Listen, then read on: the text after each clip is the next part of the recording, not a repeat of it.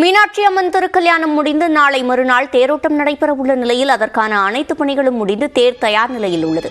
இதுகுறித்த விவரங்களை செய்தியாளர் வெற்றியிடம் கேட்கலாம். வெற்றி, இதன் சிறப்பம்சங்கள்.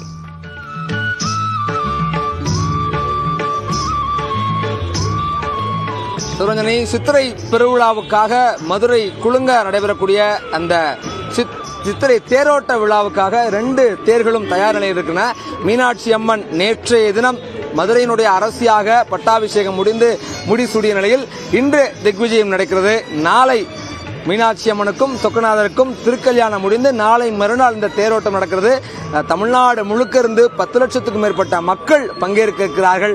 மீனாட்சி அம்மனும் சொக்கநாதரும் பயணிப்பதற்காக தனியாக ஒரு தேரும், மீனாட்சி மட்டும் தனியாக பயணிப்பதற்காக ஒரு தேரும். மதுரையினுடைய அரசி அல்லவா, பெண் தெய்வம் தனியாக முடிசூடி திக்விஜயம் செய்யக்கூடிய வழக்கம் வேறு எந்த ஊரிலும் இல்லாத காரணத்தால் மீனாட்சிக்கு மட்டும் இங்கு தனியாக ஒரு தேர், 2 தேர் ஓட இருக்குது.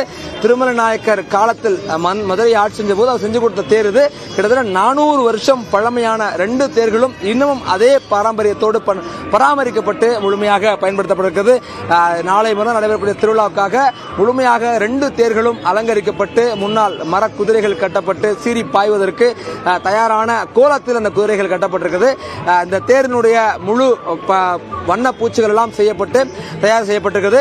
இந்த கீழமாசி வீதி முழுவதும், மாசி வீதிகள் முழுவதும் இந்த தேர் பயணிக்க இருக்கிறது. அந்த விழாவுக்காக 3500க்கும் மேற்பட்ட போலீசார் முழு பாதுகாப்பில் இந்த வீதிகளை ஏற்படுத்தி கொண்டிருக்கிறார்கள். சிசிடிவி கேமராவினுடைய உதவியோடு இந்த முழு பாதுகாப்பு கண்காணிப்பு பணிகள் நடைபெறுகிறது. மதுரையை பொறுத்தவரைக்கும் இந்த திருவிழா என்பது உலகில் இன்னமும் லட்சக்கணக்கான பக்தர்கள், இவ்வளவு திரளான மக்கள் பங்கேற்கக்கூடிய சில விழாக்களில் ஒன்று சித்திரை பெருவிழா.